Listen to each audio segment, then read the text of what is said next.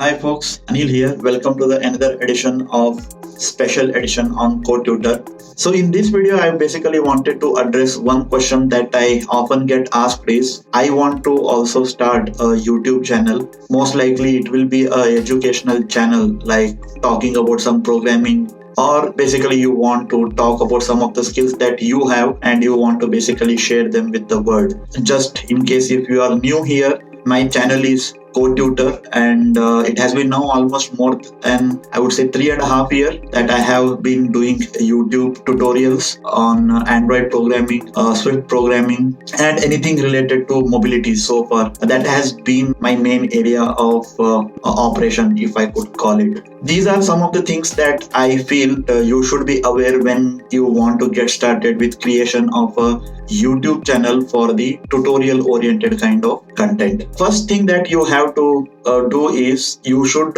learn a video editing software. It need not be very fancy. No need to go for any highly professional video editing software until and unless you already have some way to access those softwares like Final Cut Pro or Adobe Premiere, those kind of stuff. I use simple iMovie. Of course, you should be thorough with your main core competence. That is, if you are talking about English, then be good with English. If you are talking about programming, then be thorough with programming. So those technical competencies are always important. You should be good with those things. But other than that, you should be also good with using these tools like how to do a recording, how to export the recording from a device to a laptop or a MacBook Pro, and then how to edit it and to edit what tools you should use. So you should have some clarity on it, and if you don't have it, try to develop these skills. Nobody is born with these skills. You can always learn them. Initially for a few months it will be very difficult. It takes more time to edit whatever that you have recorded, but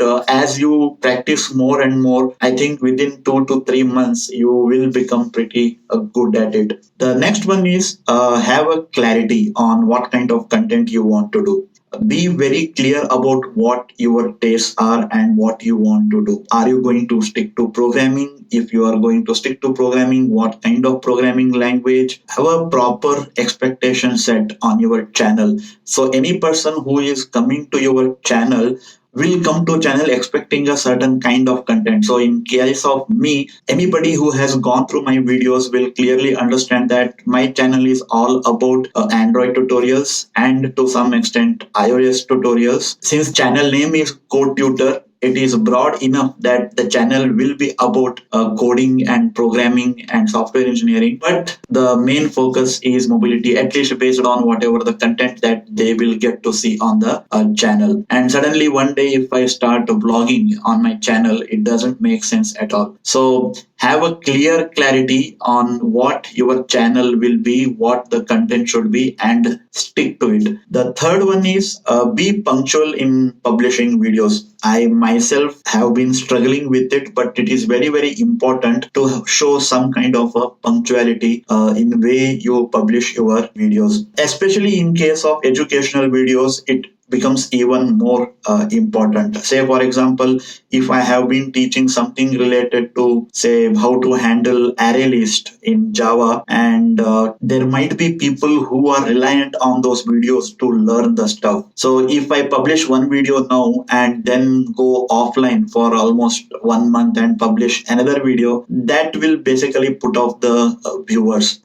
This might not be so much applicable for the content creators who are doing, say, vlogging or travelogging, those kind of stuff, because if you don't watch the next episode where you reached another place and what you did, it is perfectly fine. Whenever the person will publish the next video, the audience, if it likes the video, it will watch the video whenever that next upload will be. But that is not the case with educational videos. People expect next video to be pretty soon. So try to have some kind of a routine set in the way you publish your videos. It could be once a week, twice a week. If at all you are going on a vacation, please inform your subscribers that there will not be any uploads for next 1 week or next 2 weeks. If they are in an urgency to learn a particular topic, and if you are going on a vacation, if you inform them, they will pretty soon look for that content on some other channel. So it would be good to keep your viewers informed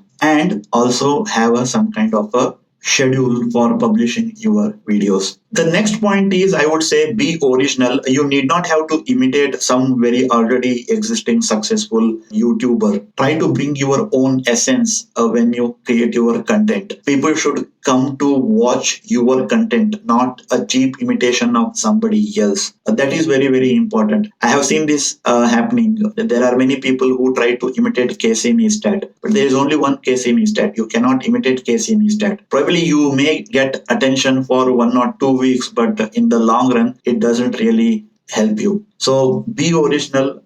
Try to bring your own essence when you do any tutorial. That is very, very important. The next one is be a storyteller. You would be wondering, how can I be a storyteller when I am doing something highly technical tutorials? I would say it would still be applicable. I mean, if you have gone through any of the content on how the story needs to be told, it basically is told in 3 parts. You basically have a problem, a struggling point, and then you basically have upheavals. You go through that particular problem, try to solve that particular problem, and then finally you are able to resolve that particular problem. So it basically starts with the problem statement, the upheavals, the problem, the struggle to solve that particular problem, and then finally you are able to resolve that particular problem. This is the common feature in anything. This is the way a story is always told. This is the case with even a film. The hero is in love with a girl, but he cannot get a girl because of some problem. So he basically fights the system and then he finally gets the girl.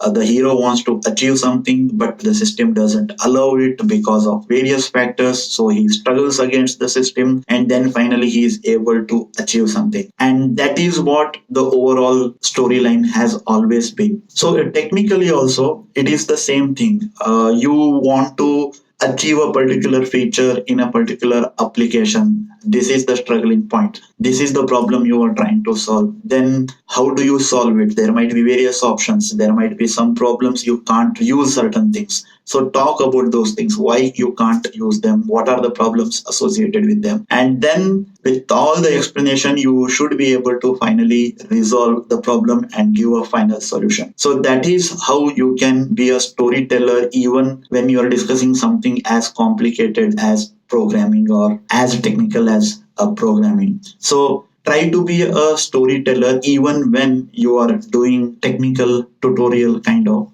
videos. The next one is engage with subscribers. One thing that you should realize, the difference between a classroom teaching and a video tutorial based teaching is, in classroom you are always there, and if student ask any questions, you can then and there resolve your answers. That is not the case with video based tutorials. People will watch your tutorial videos at their own place, at their own convenience, at their own time, and try to learn at their own pace. So you can't be there when they have doubts. So they will be writing a lot of comments in the videos below, asking for clarifications. So try to answer them as much as possible. In the long run, what actually happens is, as the number of subscribers increase, if you personally may not reply to a particular comment, somebody else who is already a subscriber or who is already aware of what the question that is being asked, he will reply. Try to be as genuine as possible when you are trying to reply their questions. Don't mock them. That is very unhealthy. If you think you know, you just reply, give the solution. And if you don't know, it's fine, totally fine to say that I don't know the answer to the problem that you have written. It is perfectly fine. They will appreciate the forthcoming nature of your reply. You are not here to say that I know everything. You can't be knowing everything, and it is perfectly fine to say that I don't know something. So next thing that I wanted to say is be thick-skinned. You will get a lot of good comments appreciating your efforts. You may also get a lot of comments which will mock you, or mock you for the way you speak, the way you look, your nationality, your ethnicity, your accent. It's perfectly fine. Don't waste your energies on these things. You are here to not to please anybody. You basically have the urge to share your knowledge and your skill, and you do it. That's it.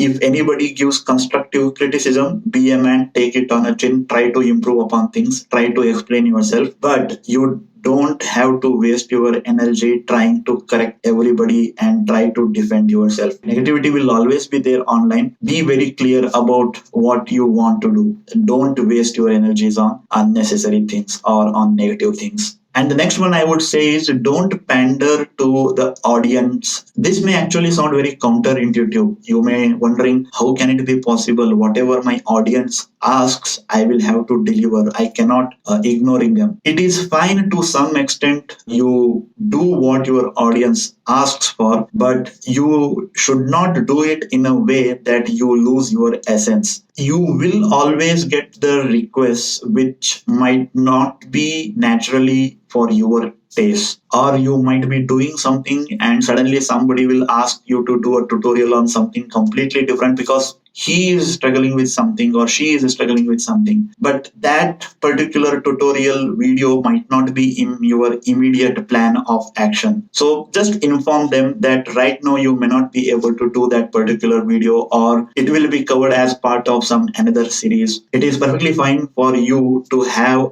your own sense of what to do and what not to do on your channel. But if you try to pander your audience, you may actually end up doing lot of things which you may not enjoy. Remember, you started doing this because you enjoyed this, and in order to pander to the audience taste, if you start doing something which will force you to not enjoy what you are trying to do, then this is wrong. So it's okay. The channel's theme will evolve over a time because of your interaction with the audience and the demands of the audience. But if you are going in a particular direction and suddenly you see a different course that is being taken just because a particular small section of the audience wants a particular kind of videos, that would be wrong. That will basically force you to lose your essence. Have your own sense of what to do and what not to do on your channel. As I told in one of the earlier point, have a clarity on the content,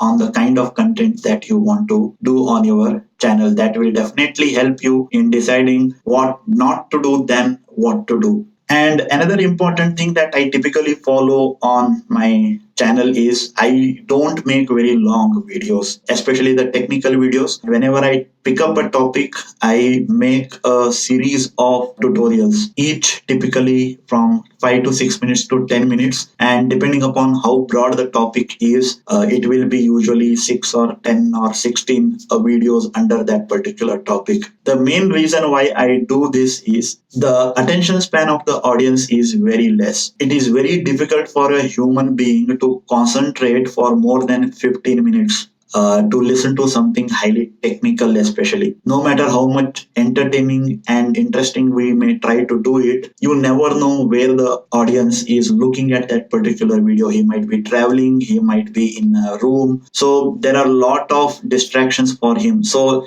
if you make very long videos, it is very difficult to grab the attention span of your audience. So keep your video length very small, to the point, succinct. Each and everything, every word that you utter, every animation, anything that the audience sees on the screen should be relevant to the topic that you are talking in the video. Otherwise, be ruthless in taking out during the editing. It is unnecessary to have it in the video. Always go through your edit more than twice or thrice till you feel satisfied that I can't reduce the length of the video anymore. That is very, very important. Be brutal in editing your videos to make sure that your length of the video is not more than 10 minutes. And what I have experienced is 10 minutes is more than sufficient to explain a concept in a very succinct, clear way if you try to make an effort. So keep it less than 10 minutes. At least that is what my goal has always been. Now, the next point that I am going to talk about is not exactly how to make a tutorial video. It's mainly about how much money can I make on YouTube channel. The math is pretty simple. For every 1,000 views, you will get $1. But I will tell you, it takes a lot of patience and lot of time to build a community, build the subscriber base, and even for the YouTube to start recommending you and your channel in the search results. So be patient. To give you an example, for me, it took almost 1.5 years to reach a subscriber base of 1,000. And now I am almost nearing 10,000. So to get 1,000 subscribers, it took me almost 1.5 years. But to get remaining 9,000 subscribers, it took me less than 2.5 years. So you have to be patient. You have to take your time in creating a good content. There is no a shortcut to this. Just concentrate on creating good quality content. Everything else will be taken care. If you are here to make some quick bucks without much effort, then it is not possible. Be ready for the long haul. That is the only thing that I can tell. The last but not the least is, please realize this, that content is the king. No matter how costly gear that you use, how complicated tools that you use, how complicated editing that you do, how jazzy is your editing, how jazzy is your overall quality of the video itself, the story has to still hold good. The content has to be really good. If you don't have a proper storyline, a main content, the meat to the story, then no matter how you edit your video, no matter how you improve the overall video quality itself, it doesn't really matter. So please realize that content is the king. I am not a professional at this, but at least based on whatever little experience that I have had over last 3.5 years, these are at least top of the things that I pay attention to while creating videos. So please don't forget to like, comment, and subscribe, and share the video if you felt that I have talked something important and it might be of some use to somebody. So take care. Bye.